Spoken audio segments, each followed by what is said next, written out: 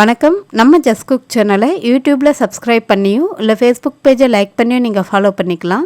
இந்த வீடியோவில் குழம்பு மிளகாய்த்தூள் தான் எப்படி ரெடி பண்ணுறதுன்னு பார்க்க போகிறோம்.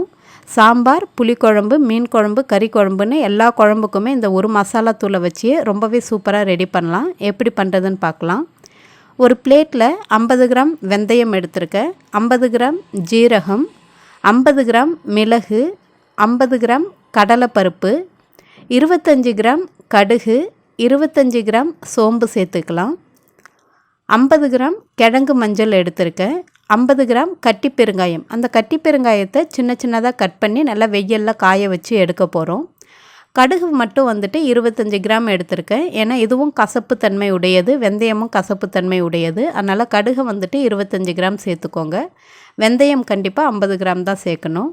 அதே மாதிரி சோம்பு ரொம்ப வாசனையை கொடுத்துரும். அதனால் நீங்கள் நிறைய சேர்த்திங்க அப்படின்னா அந்த தூள் ரொம்ப கறி மசாலா தூள் வாசனை மாதிரி வந்துடும். அதனால தான் 25 கிராம் சேர்த்துருக்கோம். இந்த மாதிரி பெருங்காயத்தை சின்ன சின்னதாக நல்லா பிச்சுட்டு நல்லா வெயிலில் நல்லா மொறுமொறுன்னு காய வச்சு எடுத்துக்கலாம். ஒரு நாள் அப்படி இல்லைன்னா 2 நாள் நல்லா காய வச்சு எடுத்துக்கோங்க. அதுக்கு பிறகு இந்த மசாலாவை வறுத்துட்டு எப்படி நம்ம ரெடி பண்ணுறதுன்னு பார்க்கலாம்.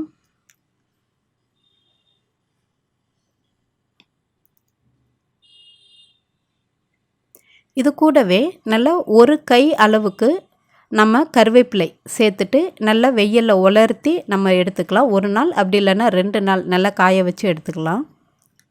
அடுத்தது 1/2 கிலோ காஞ்ச மிளகாய் எடுத்திருக்கேன், 1/2 கிலோ தனியா எடுத்திருக்கேன். மிளகாய் பார்க்குறதுக்கு நல்லா குவாலிட்டியாக பார்த்து எடுத்துக்கோங்க. அப்போ தான் அந்த மிளகாய் தூளோட கலரும் ரொம்பவே நல்லாயிருக்கும். அந்த தூளும் கொஞ்சம் அதிகமாக காணும், டேஸ்ட்டும் நல்லாயிருக்கும் குழம்பு சாப்பிட்றதுக்கு. அதே அளவுக்கு நான் தனியா எடுத்திருக்கேன், 1/2 கிலோ தனியா எடுத்திருக்கேன். தனியா வாங்கும்போது நீங்கள் நல்லா கொஞ்சம் பழைய கொத்தமல்லியாக பார்த்து வாங்குங்க, அதுதான் ரொம்ப வாசனையாக நல்லாயிருக்கும். இதையுமே நல்லா வெயிலில் காய வச்சு எடுத்துக்கலாம். ரொம்ப சின்ன பசங்க வீட்டில் இருக்காங்க அப்படின்னா, இல்லை காரம் அதிகமாக சாப்பிட்டா ஒத்துக்காது அப்படின்னா இன்னொரு 1/4 கிலோ தனியா கூட எக்ஸ்ட்ராவாக நீங்கள் சேர்த்துக்கலாம். இப்போது இந்த மசாலா பொருட்கள் எல்லாமே நல்லா வெயிலில் காய வச்சு எடுத்தாச்சு. அந்த காய வச்சு எடுத்த மசாலா பொருட்களை வெறும் வாணலியில் போட்டுட்டு அந்த மிதமான தீயில வச்சு அந்த வாசனை வர வரைக்கும் நல்லா வறுத்து எடுத்துக்கலாம். ரொம்ப ஹை ஃப்ளேமில் வச்சுட்டிங்க அப்படின்னா அந்த ஜீரகம், வெந்தயம், கடுகுலாம் டக்குன்னு கருகி போயிடும். இந்த மிளகு, கடலை பருப்பெல்லாம் சீக்கிரம் வறுப்படாது. அதனால் மிதமான தீயில வச்சு வறுத்துட்டு தனியாக ஒரு பிளேட்டுக்கு மாற்றிடலாம். அதே கடாயில் நம்ம காய வச்சு எடுத்துருக்கிற இந்த கொத்தமல்லியும் சேர்த்துட்டு 2 பேட்சாக பிரித்து நான் வறுத்து எடுக்க போகிறேன், அதோடைய வாசனை வர வரைக்கும். அந்த மல்லி நல்லா எல்லாமே ஈவனாக காஞ்சிருந்தால் தான் நம்ம வறுக்கும்போது எல்லாமே நல்லா மொறுமொறுன்னு நல்லா வறுபட்டு வரும். இல்லாட்டி நல்லா காய்ச்சல் இருக்கிறது டக்குன்னு கருகி போயிடும். காயாமல் இருக்கிறது நல்லா பொரிஞ்சு அழகாக வராது. அதனால தான் எல்லா பொருட்களையுமே ஒரு முறை நல்லா வெயிலில் காய வச்சுட்டு அதுக்கு பிறகு வறுத்து எடுக்கிறோம். இப்போது 2வது பேட்ச்சு நம்ம இந்த மாதிரி தனியா வறுக்கும்போது அது கூடவே காய வச்சு எடுத்துருக்கிற அந்த கறிவேப்பிலையும் சேர்த்து நல்லா வறுத்துட்டு அது கூட சேர்த்துக்கலாம்.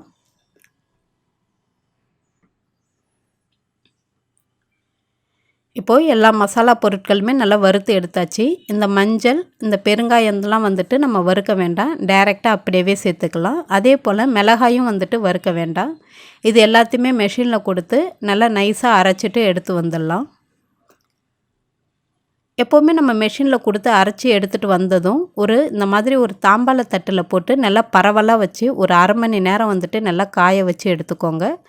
அந்த தூள் நீங்கள் அப்படியே சூடோடு வச்சிட்டிங்க அப்படின்னா தூளோடைய கலர் நல்லா டார்க் ப்ரௌன் கலருக்கு போயிடும்.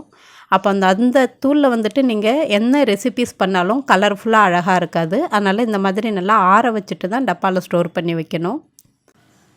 இந்த மாதிரி காய வைக்கும்போது கொஞ்சம் கவனமாக காய வைங்க. குழந்தைங்க இருக்காங்கன்னா கண்ணில் படும். அது மட்டும் இல்லாமல் நான் ஒரு முறை காய வைக்கும்போது ஒரு மக்கு தண்ணியும் கொண்டு வந்து கூட எங்கள் பசங்க இதில் ஊற்றிட்டு போயிட்டாங்க. அதனால் பார்த்து நம்ம கஷ்டப்பட்டு அரைக்கிறோம் காய வச்சுட்டு. அதனால் இது நல்லா பக்கத்துலேயே இருந்து ஆற வச்சு தனியாக ஒரு டப்பாவில் கொட்டிடலாம். இப்போது ரொம்பவே சூப்பராக நல்ல மணமான மிளகாய்த்தூள் தயாராகிடுச்சு. இந்த மசாலா தூளை வச்சு தான் நம்ம எல்லா ரெசிபீஸுமே ட்ரை பண்ணியிருக்கோம். பொரியலுக்கு பார்க்கும்போது 1லேருந்து 1.5 ஸ்பூன் அளவுக்கு சேர்த்திங்கன்னா எல்லா தொக்கு ரெசிபீஸ்க்குமே நல்லாயிருக்கும். சாம்பாருக்கு சேர்க்குறீங்க அப்படின்னா ஒரு 2 ஸ்பூன் சேர்த்துக்கலாம். அந்த காரக்குழம்பு மீன் குழம்புக்கு சேர்க்கும்போது 3லேருந்து 4 ஸ்பூன் அளவுக்கு இந்த அளவில் நீங்கள் மிளகாய்த்தூள் ரெடி பண்ணிங்க அப்படின்னா திட்டமாக இருக்கும். இந்த கறி குழம்புக்கு சேர்க்கும்போது அந்த 2 ஸ்பூன் இல்லாட்டி 3 ஸ்பூன் சேர்த்துட்டு எக்ஸ்ட்ராவாக கொஞ்சம் கரம் மசாலா, சோம்புத்தூள், பட்டை மசாலாலாம் சேர்த்திங்க அப்படின்னா ரொம்பவே டேஸ்டியாக நல்லாயிருக்கும். ஒரே மசாலா தூளை வச்சு எல்லா ரெசிபீஸுமே நீங்கள் ரெடி பண்ணலாம். நீங்களும் ட்ரை பண்ணி பாருங்கள். ரெகுலராக யூஸ் பண்ணுறதுக்கு சின்னதாக ஒரு டப்பாவில் ஸ்டோர் பண்ணிக்கோங்க. இந்த மாதிரி பெரிய டப்பாவில் நிறைய இருக்கிற தூளை வந்துட்டு ஸ்டோர் பண்ணி வச்சுடுங்க. அடிக்கடி ஓப்பன் பண்ணிங்க அப்படின்னா அந்த மசாலா தூளோட வாசனை வந்துட்டு போயிடும். அதனால தான் ரெகுலராக யூஸ் பண்ணுறதுக்கு தனி டப்பாவில் ஸ்டோர் பண்ணிக்கணுன்றது.